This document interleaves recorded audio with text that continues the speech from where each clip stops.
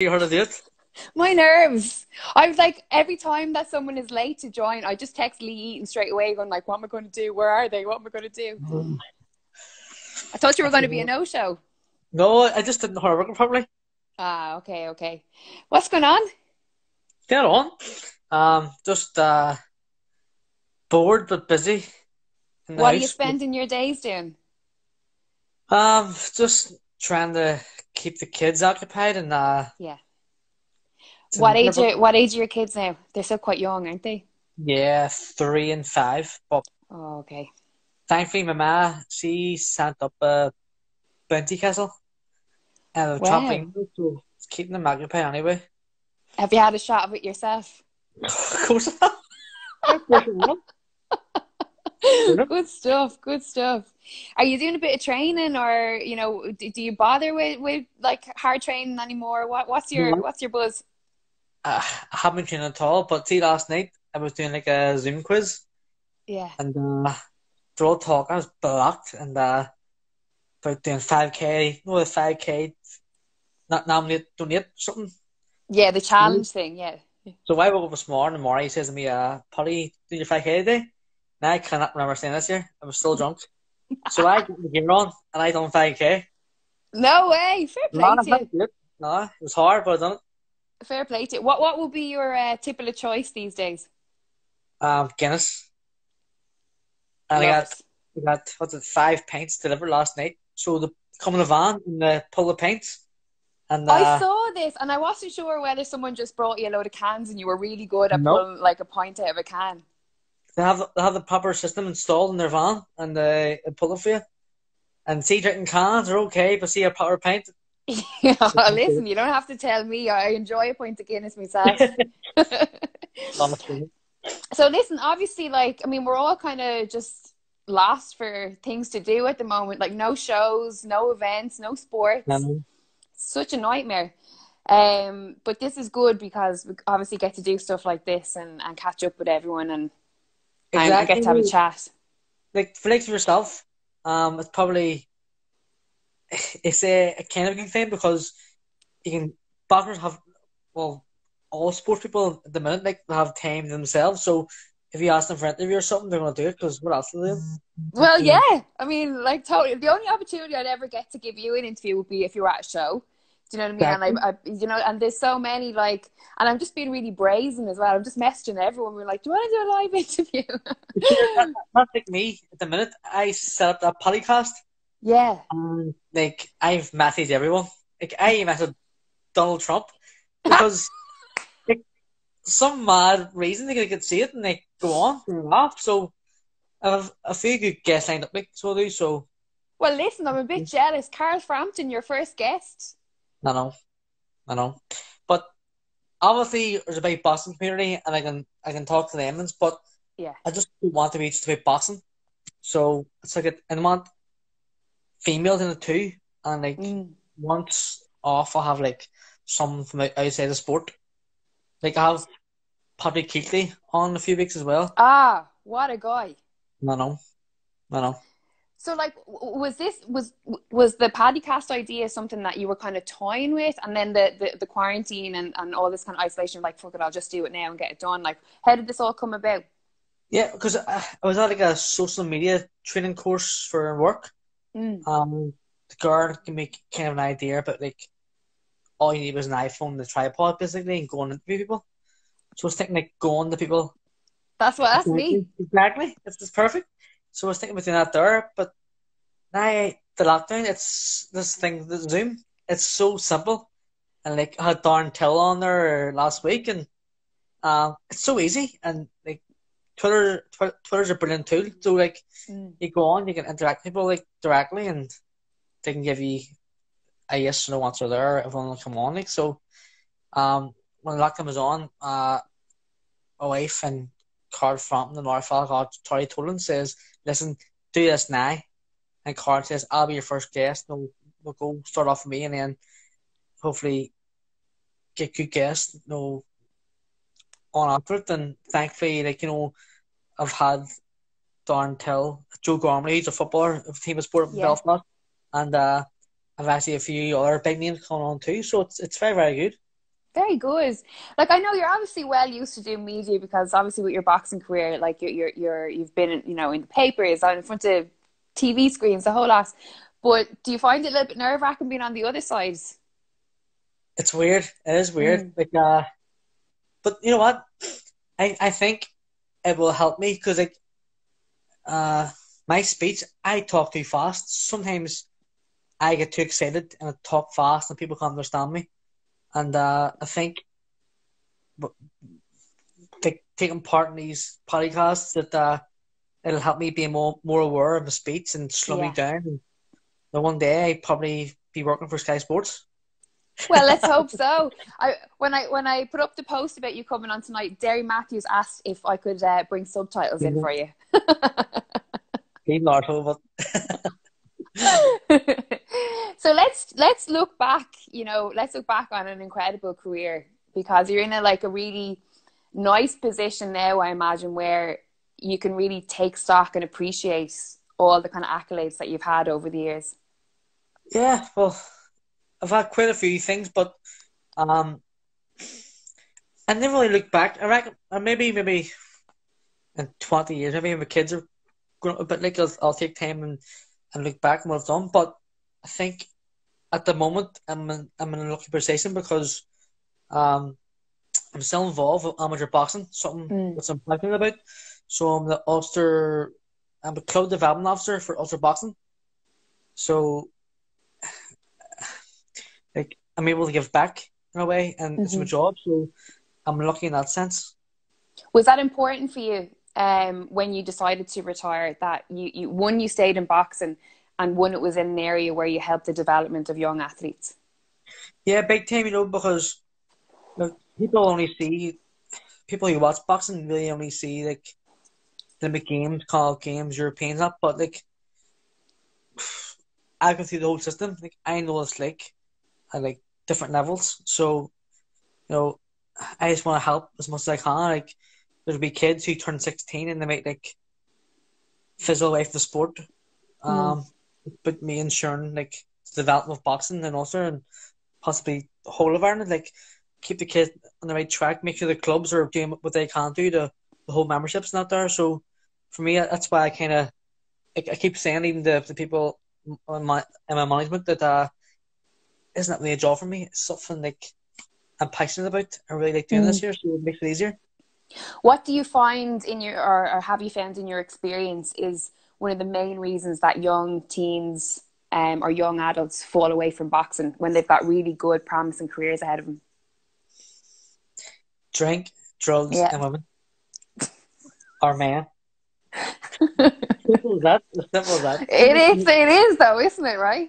There's no beating about the bush. That's exactly what it is. But like, it's just a pity because you do get some talented people there, like, and just of where they're from and their lifestyle and their family and friends, like, just before they've been brought up, they will just fizzle out, unfortunately. Like, and some people are good like at like GAA and football and boxing at the same time. So sometimes they'll weigh up if they think they can go further in a certain sport and might leave for that there. But I'm hoping like the best boxers that he'd stay in boxing, so we can get a lot more Olympians. So in your case then, why were you not one of the ones who fell away from the sport? See, I was one of the lucky ones. I was able to fight and train with a hangover. No, I'm only joking. I don't know. Just like my mates just obviously drink all the time. Yeah. As well, like, but I remember my first time I ever drank was at 11, so I stopped drinking when I was 14, and I always like still with my mates in the street, like you're in the street just, but never used to drink, because I wanted to take boxing serious, and like didn't really start drinking again until about 17, and then like if I had a fight coming up, like it was always like 4 weeks before a fight, I would never drink. You know, I was always discipline myself because I never dreamt about Olympic games, you know. I just always with the word championships, but I always thought, you know, I wanna go to a world championship. I need to train harder and knocked the messing about in the head. So for me, it wasn't that hard. I was still able to go out and enjoy myself with my friends, but just not drink. Did you find that you were kind of then starting to like form, bonds and relationships with the guys that you were training alongside? Like we'll say Jamie, Mick, all the crew. Yeah, it's crazy, because I've gone through the system with a lot of different people on the team, and like when I broke on the Irish team when I was like 17, I had like Jimmy Conlon. He would have been older than me, so he was a year above me. And I was training with Lion boys, and then like obviously McConnell and Sean McComb, Sean McKenna, McCullough, Tom Harvey, all Lion boys, and like you become like a kind of a family. Yeah. Friends, like we're always staying in touch with each other. So that's why I love like all sports in general, but specifically boxing, because it's able to bring people together, and like, you make friends for life because we all have the same kind of goals, and we all like push each other on and get the best each other. It's something, I'm not sure whether it's just because of what all that group that you're talking about have gone on to achieve great things, but it really just seems that you really all did bond. And it's even, like you say, it transcended boxing in that, like obviously we saw with Mick last week when you dressed up as the Easter Bunny with, the kids and stuff like these are things that, it's family. It's not just about boxing. Yeah, 100%. Like Mick Conlon and Carl Frampton, like they're the godfather, my 3 children, and like I was best man at Carl's wedding, and see stuff like that there. It's like shit. Sorry. Stuff like that there, it's just like it shows like it's how big the friendship is and how big it's been made. And I'll go back to the Frampton friendship. Boxing, without boxing, I would never have been his friend, obviously, because we wouldn't have met. But he was a Protestant, and obviously when you grow up, people like wise up, like, and there's never there should be any stupid stuff anyway. But I think sport is one of them things that brings communities together, and so evident in boxing. And I think like just like if you look at the example of me and Carl, both sides of the community, but trained together, and we're very close friends. So I think sport in general is a great tool for like bringing people together. Was that something that you like to put across when you done interviews throughout your career, that you did have that friendship with Carl? And like you say, like I think even for for us that are down south, it's we have an understanding of what it's like to grow up Catholic Protestant, but we don't really understand. Definitely don't understand it because I've never experienced it. I'm from Belfast and I still don't understand it. It's just crazy. Like obviously there's a reason behind it, but yeah. I don't really know, like, politics say, like, I always like thought, just because they go to a different chapel than me or church than me, that way they're fighting, but obviously there's more to it. But in sport, in my young mountain club, Holy Family, you could say it's like a Republican New Lodge, and I would say it's 60% Protestants, but I think it's great, because it just shows you, like, there's no barriers and there's no crap goes on. Should you go through that door, your political beliefs or whatever are left or agree with you, and you go in, you train together, your own friends, and I just think I'll say boxing more so than any other sport because I'm involved in boxing, but I just think that it's a great thing. Absolutely, it's the way it should be, shouldn't it? 100%. What are some of your favorite memories? Because it's an interesting. Always find it interesting to ask this question, especially with guys about their amateur careers, especially the likes of you who had like such an esteemed amateur career, in that what we as fans might remember or think are your highlights, you might have different highlights.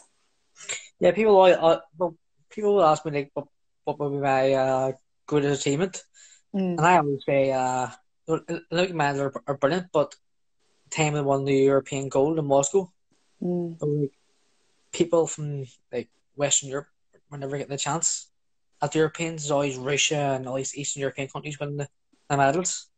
And Yeah.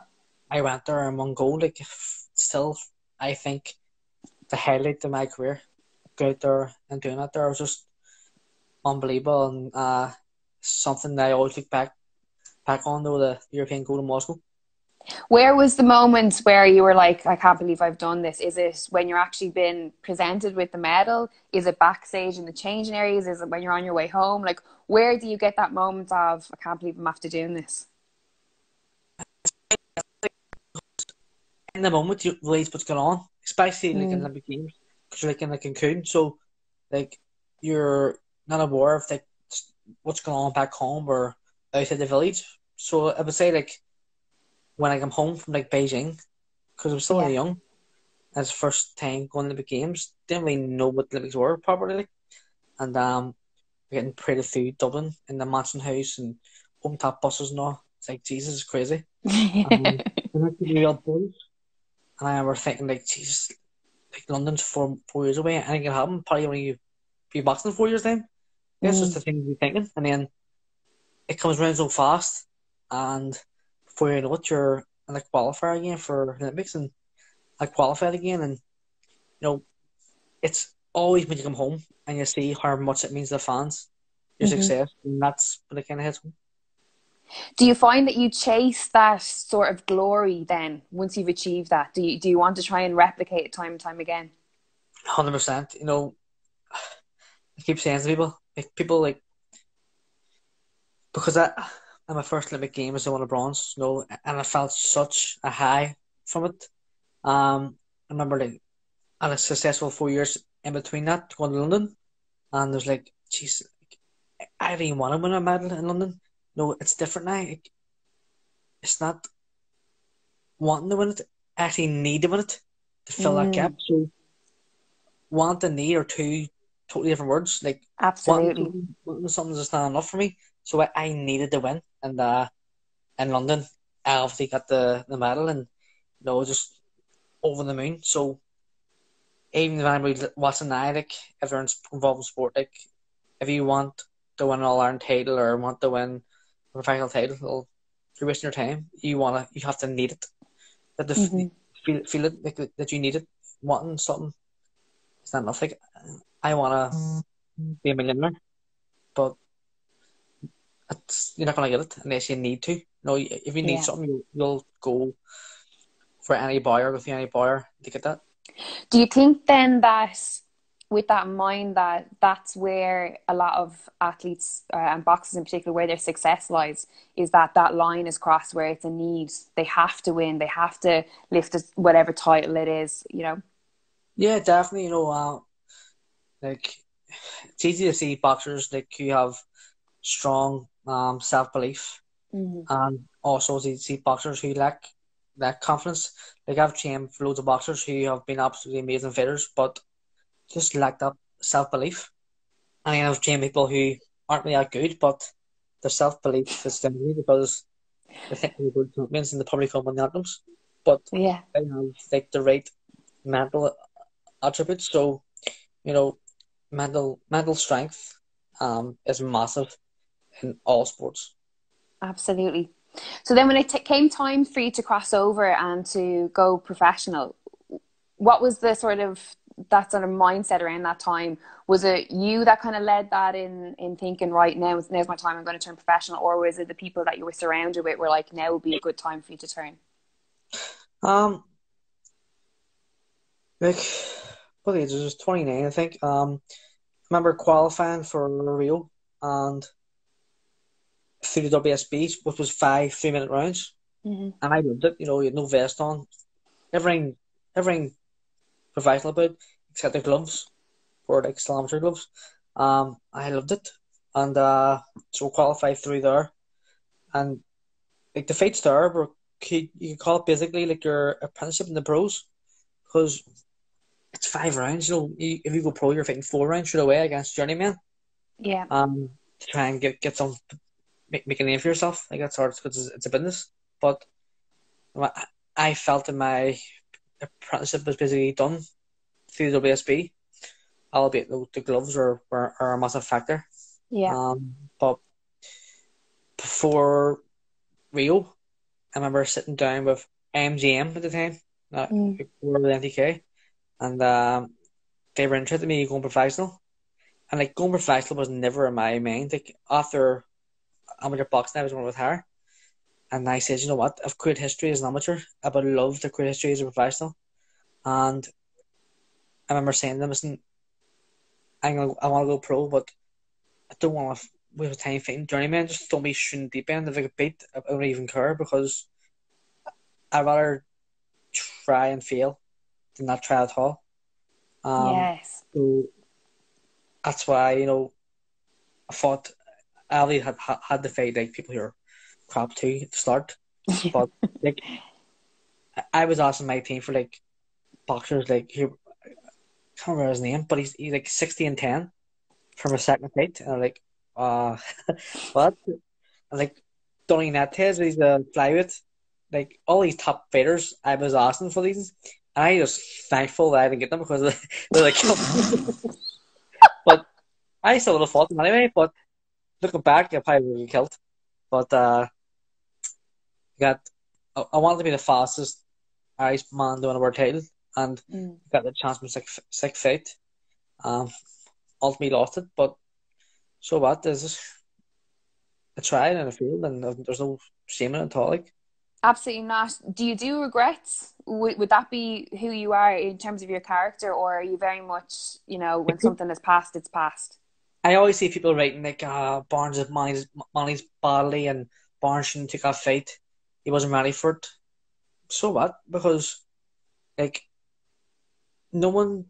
It's not what I'd say. It's like I wanted to be different from everyone else. Like people, you have Bram Burnett, you have Carl Frampton, people from Belfast. Belfast has loads of world champions, but there's no one from Belfast who would have had a title or world title in their sixth fight. So I wanted to stand alone from everyone. I wanted to do things my way, and it went pear-shaped. It just wasn't to be, and I have no regrets whatsoever, and I would do it all again the same way. You mentioned there about, people saying about being managed differently and are wrongly and shouldn't be taking that fight and this and that. One thing that has always struck me about when I've watched your interviews is the support, I suppose, that you've shown for your management company, MTK, and the importance of their role in your career, and not only with your own career, but with, your peers and the new and up and coming fighters that are breaking through. And I'm wondering, because it's such a, like you say, it is a business, and we see so many boxers that get ripped off, that get bad deals, that have no direction, that are taking fights that are not good for them, and they really, a lot of them have, just their coaches to rely on to do business for them, and they usually have less experience than fighters. What is your opinion on that, I suppose? Like how can a fighter navigate their professional careers if they don't have a good team like MTK around them? Well, firstly, like I'll speak about my experience. So the way I was managed, like from the offset, I knew what I was going to. I knew I was going to hard fight straight away because that's what I asked for. I didn't want a long career. I wanted to be shoot the top as fast as I can, and if I lose, and that's just it. So I was managed the way I want to be managed perfectly. But in regards to everyone else, if Sean McComb, if McConnell here, McConnell's already a superstar, Sean McComb will be a massive name. You've got the two Tyrone, we're doing well, and are getting opportunities in the current contract, and Irish boxing. There won't be no Irish boxing if there's no NTK. That's a fact. You have like Mark and Lap obviously, and a few are Cuddy Clyces and all, which are brilliant. But NTK have a massive platform. They're bringing TV cameras to Belfast, like Sky, BT Sport. So I our promoter or manager, they wouldn't have the capacity or power to bring them here. So I think Irish boxing, are extremely, what's the word? Thankful, you could say, to MTK for doing this, because they've give many a fighter a second chance at life. They've give many fighter a new lease of life in their careers, and without them, there really wouldn't be no boxing. And even for boxing shows in England and around the world, NTK have stables everywhere, and they're really giving people an opportunity to do the best themselves. I mean, in your experience, just from being in the industry for so long, have you seen that it's because one thing that stands out with MTK and their fighters is that they all really do say that, I feel like my career is a priority, and it's I'm put first, as opposed to where you might normally see where, the fighter is last in a long list of things, I suppose. Yeah, but see, before I went professional, you always hear stories about certain promoters not paying their fighters, not properly getting messed about. But thankfully, I was of MGM and NTK, and I've been never messed about once. They always have my best interest. And I've never heard any boxers complaining. We're always paid in time, and everything was just proper and perfectly done. What's been the best bit of advice that you've ever been given, inside or outside of the ring?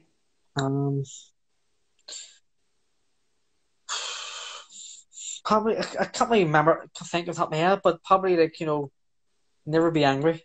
Always focus on the task at hand. Never ever let emotions get in the way of anything.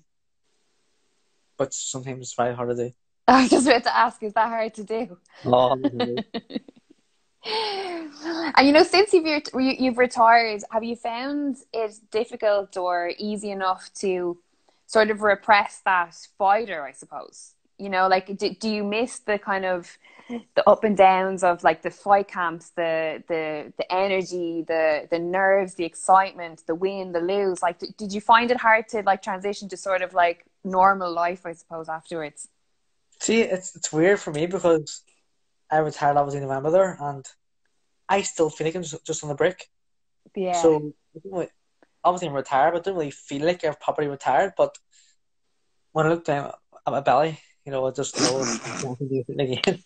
Because I've reached so much people, and it's all them pints of Guinness. Oh Jesus, it's terrible. But when I retired, I am retired, but I definitely miss fighting. I won't miss it. I'm actually happy that, because the thing I'm happy about, I knew the time was right to retire. I knew I probably could have fought for maybe, I don't know, a British title or a Commonwealth title or something, or a European title.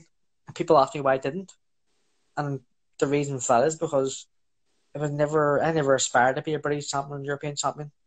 It was for me as a world title, and I didn't care. Just throw me in the deep end, let me fight for it. So if I had stayed professional, not retire after the horse loss, it's flyweight and they flyweight.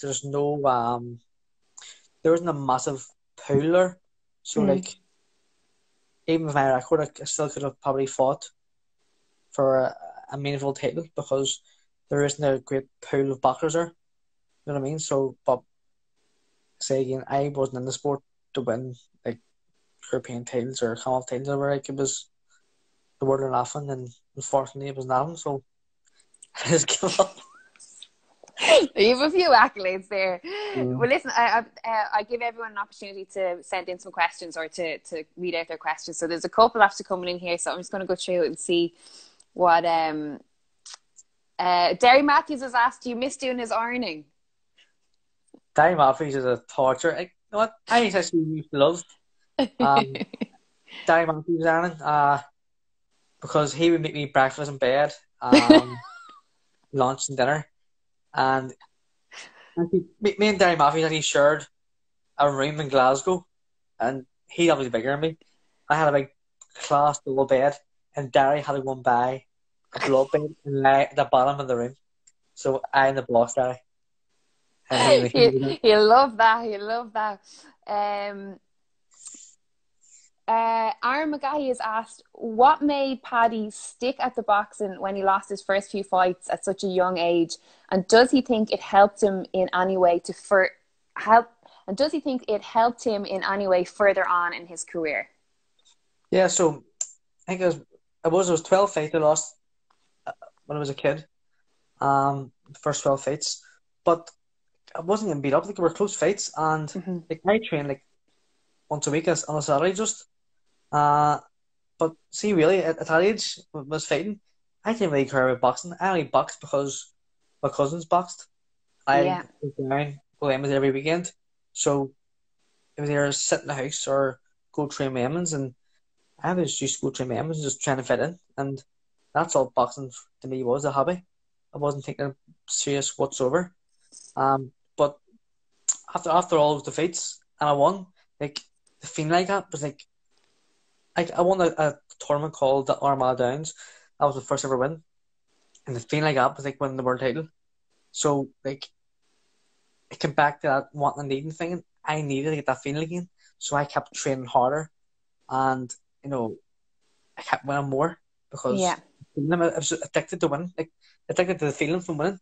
And it was a buzz, and it did help me because it helped me train harder and it helped me be more motivated. I hear you. Claire is asking, Claire1023 has asked, what MTK fighters is Paddy most excited about this year? Possibly. Well, there's a few. I like to see Sean McCullough get back on track. I want to see. Well, I'm going to see Sean McKenna beating Hard Davies in the final, like, going to contract. Oh. Sean McComb making a bigger name for himself. Dick Conlon and Carl Frampton winning world titles, hopefully. And there's a lot more. There's loads more. There's endless amounts. Let's go back in here. I don't know if I should ask this question. It seems loaded, but Matt McCaster has asked, can you ask Paddy about the yogurt pizza? Who asked that? I'm not sure whether it's a genuine chef request. Matt McMaster. There's any question? What happened was, about 7 years ago, I'd say, I was drinking, but the night before I had pizza, and I threw the pizza in the bin, and next morning eating yogurt, and I threw yogurt in the bin too. And about lunchtime, I was starving again, and I went to the bin, and I seen the pizza, there's yogurt on it, so I took the pizza out of the bin with yogurt on it. Was that it? The pizza out of the bin? Yeah. But hard times. You got a plastic bag bin, you know what I mean? You have, you're in. Don't try and like worm your way out of it. Listen, waste not, want not. Isn't that what they say? Exactly. Right, I'll take one more here while we're in here. Sean McAllister has asked, what do you do in your spare time, reading and TV? ?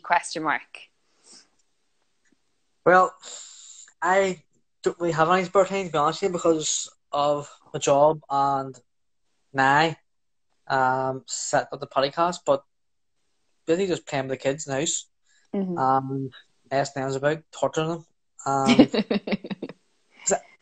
I can't even watch TV, so if I turn the TV on, like, my mind be elsewhere, and I can't concentrate properly. I need to be up doing something.